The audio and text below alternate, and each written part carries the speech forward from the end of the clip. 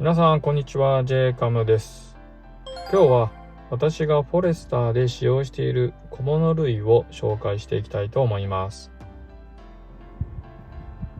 それではまず運転席からいろいろ見ていきたいと思います。よいしょ。よいしょ。1個目これですね。これ何をしているかというと、サングラスを入れています。これ私のサングラスなんですけども、サングラスをですね、ここに入れていってます。これは Amazon で1000円ぐらいで購入したものです。安いですよね。中国製だと思うんですけども、こんな形でですね、簡単に取り付け可能な感じになってます。よいしょ。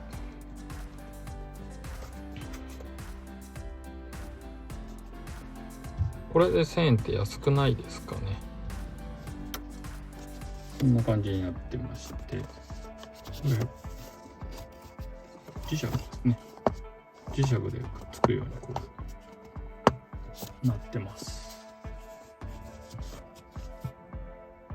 まあ1000円なんでね、そんなしっかりとしたものでなくていいと思って購入したんですけども、どうですかね、フォレスターに結構合ってるかなと思ってます。中身はこんな感じになってまして、サングラスを入れている感じですね。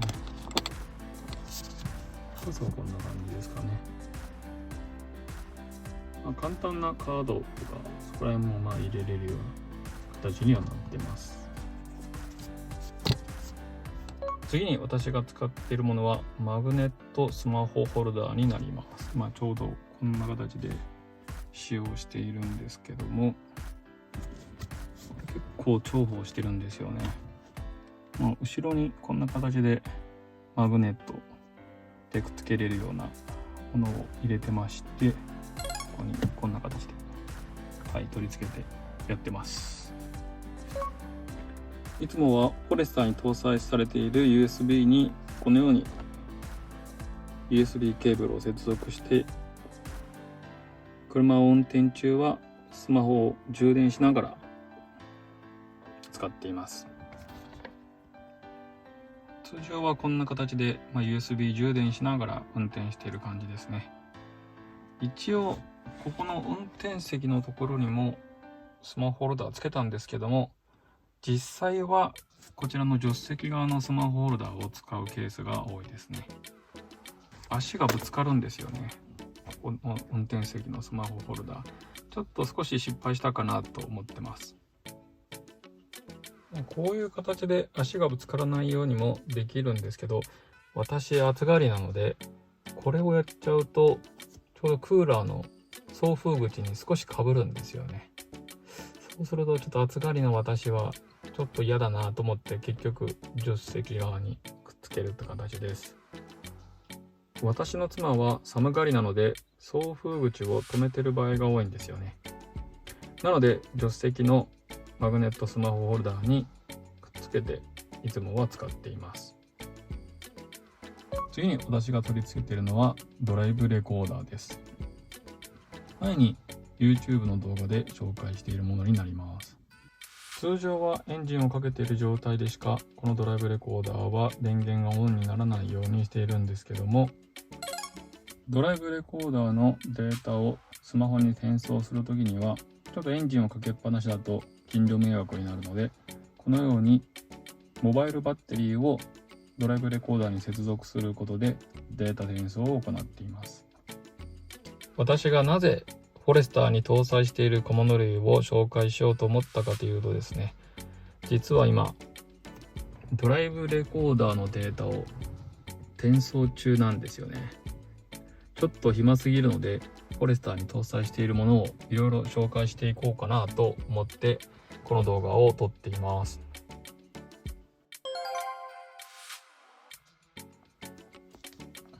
いつもはこんな感じで、とビデオを保存しています。ちょうど今これを保存するのに、保存する場所をトリミングするんですけど、今回はこれ全部保存したいので、こういう形で保存する場面ですね、何分保存するかというのを選択して、こういう形でスマホにデータ転送します。これがすごい時間かかりますね。このガーミンのドライブレコーダーは私は買ってすごく良かったと思います。ちょうどフォレスターでいうとアイサイトの邪魔にならないような位置ですね。アイサイトの左側の部分に邪魔にならないように取り付けています。一度取り付けて1回も取り外したことはないですね。こんな形で大きさも小さくて全然視界の邪魔にならないのですごくいいと思います。そして後ろにもガーミンのドライブレコーダーが取り付けられていて、 Wi-Fi 無線経由でスマホとやり取りをするって形ですね。これはこれで独立していて、前後どちらのドライブレコーダーの映像もスマホに転送することが可能です。こういう形でスマホにデータ転送する間に他のものを紹介したいと思います。1個見えますかね。ここにちょっと貼り付けてるものがあるんですけど、これは何かというと、こういう形で運転中の動画を撮るような時に買ったやつですね。こういう形でここに置いて、スマホをまた同じようにここの部分がマグネットになっているので、スマホをマグネットでここに取り付けて運転中の動画を撮影したりしようと思って購入しています。これも Amazon で1000円から2000円の間ぐらいで購入したものになります。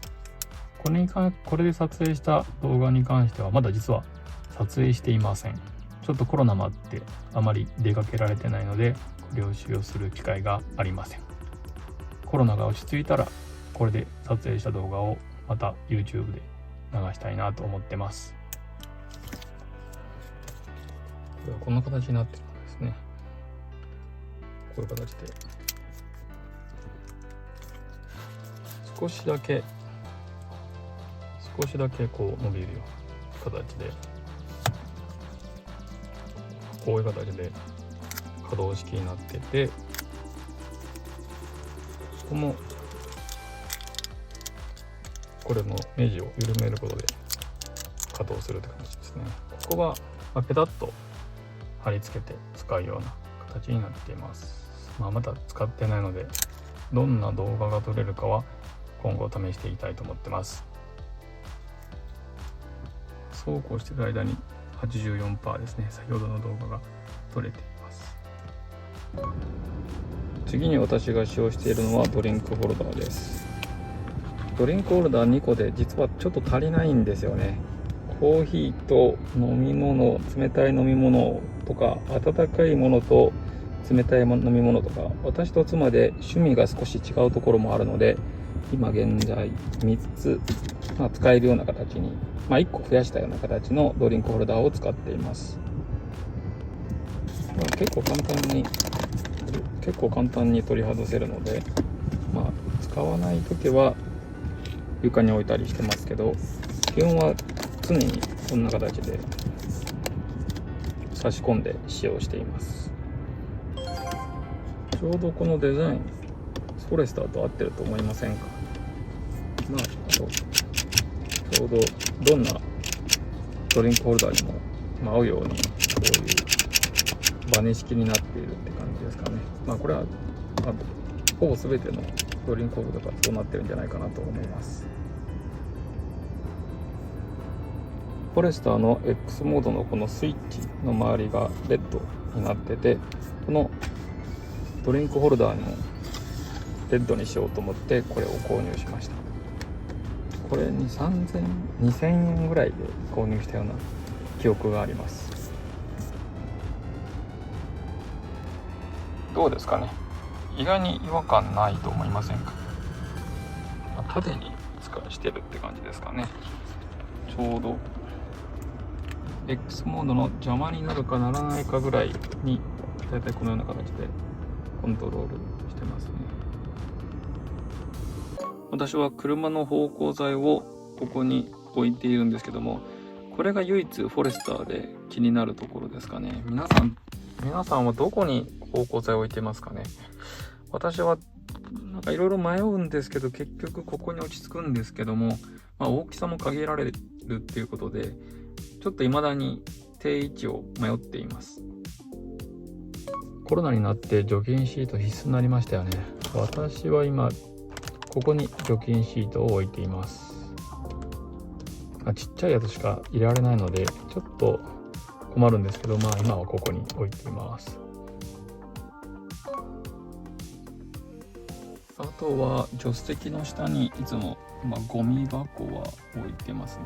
ちょっとアップで軽くしましたけど恥ずかしいのでこんな形です。ゴミ箱の位置はいつもちょっと悩むんですよね。皆さんどのようなものを使ってますかね。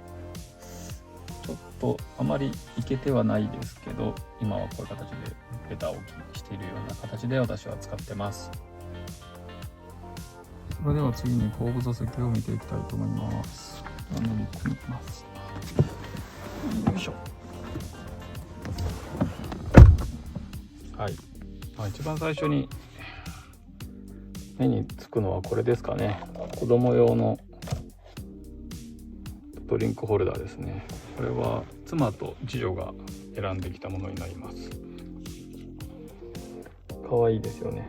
皆さんも子供がいるとこのようなものは載せているんじゃないかなと思います。あとはプーさんのカバー掛けですね。これも結構長いことを使ってます。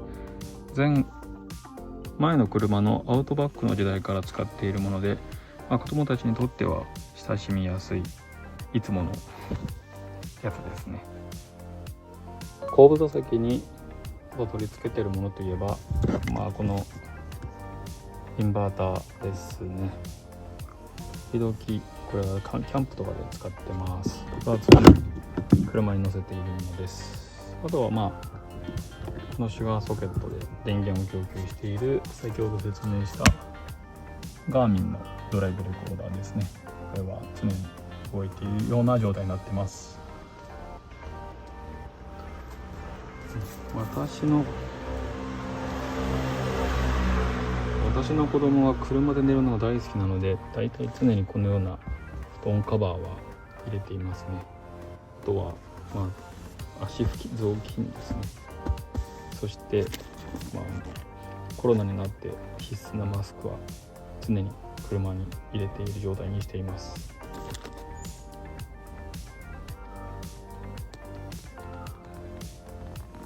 後ろから見たフォレスターの内装はこんな感じですかね。ちょっと子供が使用しているドリンクホルダーが可愛いですけど、合ってるんですかね。ちょっと何とも言えないんですけど、現状このような使い方をしています。私はフォレスターの動画や在宅勤務環境の動画、ガジェット動画やキャンプの動画を紹介しています。気に入ってくれればチャンネル登録をよろしくお願いします。